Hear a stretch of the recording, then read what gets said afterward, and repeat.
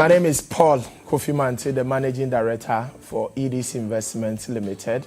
So we just ended our discussions on Citi FM this morning on financial planning. And I'm giving you a summary. I will start by asking you an important question. If you lost your job today, 21st January 2020, how many months can you survive without salary? The thinking has been once you go to school, you get a good job, you get good grades, you find a good job, you work till you're 60, you get a good pension, but we know it does not work. So what we are teaching is people need to understand how to create wealth, but ultimately you want to become financially independent. So do financial planning with the aim of becoming financially independent. When we talk about financial independence, what do we mean? Financial independence simply means getting to that stage in life where you can sustain your desired lifestyle without salary. So you get to that stage where you can sustain your desired lifestyle without salary. And I shared 5 keys, and I'll give you some highlights from the 5 keys I shared this morning.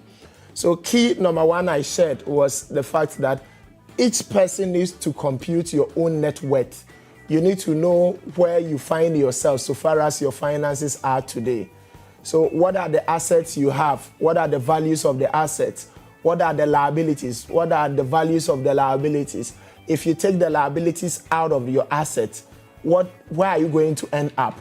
It's important to do those computations, but it must not end there. So you compute your net worth to know where you find yourself now. But you are doing this because you want to plan for the future. You want to set goals into the future. So that was number 1. The second thing we shared this morning is the fact that you need to plan your finances. And you can plan for anything, but there are 5 areas that are very important to me I want to touch on. 1 is retirement planning. Whether you like it or not, you'll retire one day, you grow old one day. So don't wait. Your retirement is your own responsibility. Don't wait till you are old and struggle with the finances. Somebody said you are already at the crossroads. You have a life-changing decision to make. Will you create the retirement you want, or you will take the one that shows up? Because you need to know that if you don't plan for the retirement you want, you may not like what shows up. So it's very important you plan for your retirement. Pick your age today. Take it out of 60. And you know how many more years you have left to retire. If you multiply that number by 12, you know how many more salaries you are left to take before you retire. The second area of planning we touched on was housing. Don't confuse dream house with the first house. If you are the average, you don't attempt building a 7-bedroom house, 6-bedroom house. You will never finish. You will complicate your life, because you have money locked up in bricks and mortar, and at the same time, you are paying rent. And by the time you are done with your 7-bedroom house, your children are old and they are all gone. So what is the point? What we are recommending is a 3-bedroom house, simple. A simple 3-bedroom house. If you want to buy, mortgage will not be a bad idea. Mortgage simply means you are taking a loan to buy a house. Normally, you do a deposit, 20% or so, and then a bank finances the rest. But the difference between the mortgage and the rent is that when you pay rent for 2 years or 3 years, that money is gone for good. That money is never coming back again. After 2 years, 3 years, you need to go look for another money to pay rent. But if you bought a house through a mortgage, anytime you service one, you move into the house immediately. But anytime you are servicing that mortgage, you are owning that house until you finish paying the last one. So I would recommend, if you're a young person and you can get a 2-bedroom house that could be expanded into 3, great.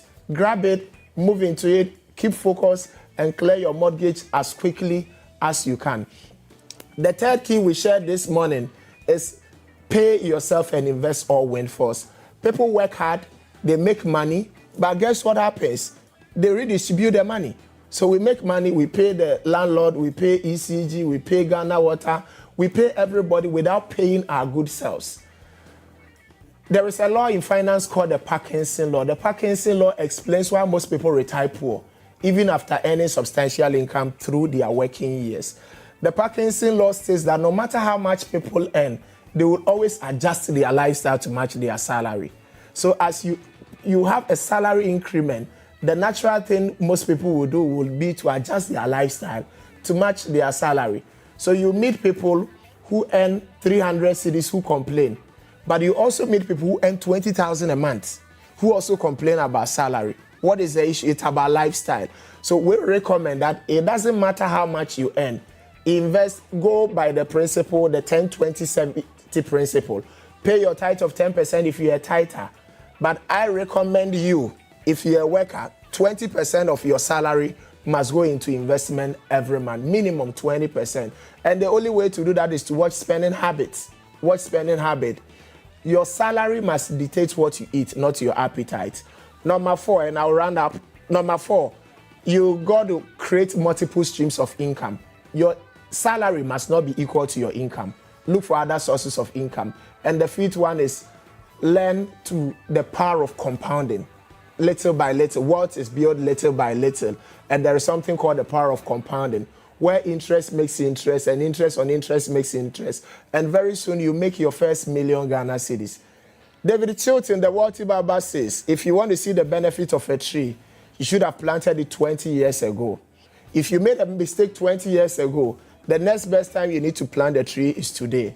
And I am saying the best time you should have started your journey towards financial independence was the day you started work, or 20 years ago. If you didn't do it at that time, the next best time is now. Thank you very much.